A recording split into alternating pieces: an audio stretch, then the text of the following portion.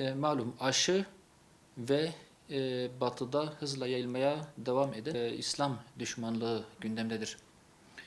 AB Komisyonu geçtiğimiz günlerde aşı pasaportu olarak anılabilecek dijital sertifikanın nasıl uygulanacağına dair önerilerini açıkladı. Buna göre Avrupa İlaç Ajansı tarafından onay verilen tüm aşılar üye ülkelerce kabul edilip geçerli sayılacak. Ajansın henüz onay vermediği aşılar konusunda ise karar üye devletlere bırakılacaktır.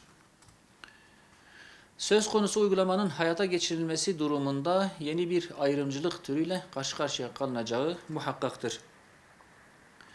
Dünya genelinde koronavirüse karşı geliştirilen aşıların yan etkileri ve etki oranları üzerinde henüz uzlaşı sağlanamamışken aşının bir dayatmaya dönüşmesi kabul edilemez.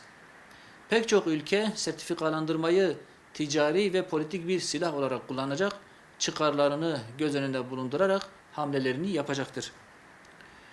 Bunun sonucunda başta oturum izinleri, çalışma izinleri ve seyahat özgürlüğü olmak üzere pek çok hakka kısıtlama getirilebileceği görülmektedir. Bu uygulamanın geçerlilik kazanması halinde Avrupa Birliği bunu üye olmayan devletler üzerinde bir baskı aracına dönüştürerek hem diğer ülke vatandaşları hem kendi vatandaşlarının pek çok temel hak ve hürriyetini ihlal etmiş olacaktır. Bu anlamda söz konusu uygulamanın geri alınması ve dünyanın ortak hareket ettiği bir aşı uygulamasının vücut bulması önem arz etmektedir. Batı'da yine malum hep beraber takip ediyoruz. Hızla bir İslam karşıtlığı akımı gelişmektedir. Fransa, Danimarka, Almanya gibi Avrupa ülkeleri başta olmak üzere Batı'da gelişen İslam karşıtlığı endişe verici boyutlara ulaşmıştır. Gün geçmiyor ki bir ülkede Müslümanlara karşı bir ayrımcılık ve yasak devreye girmesin. En son Sri Lanka'da 13 Mart'ta ülkede burkanın yasaklanmasına ilişkin Bakanlar Kurulu'nun onayını talep eden öneri Kamu Güvenlik Bakanı tarafından imzalandı.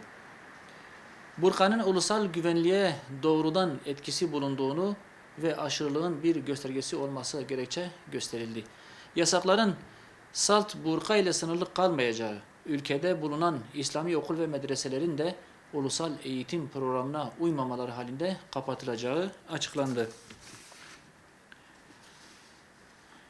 Bu İslam karşıtlığının arkasında basın ve medya kuruluşlarının menfi propagandası önemli yer tutmaktadır. Geçen hafta İslam İşbirliği Teşkilatı tarafından Uluslararası İslam Karşıtlığıyla Mücadele Günü dolayısıyla düzenlenen etkinlikte konuşan Birleşmiş Milletler Genel Sekreteri Antonio Guterres şu şekilde bir açıklama yaptı.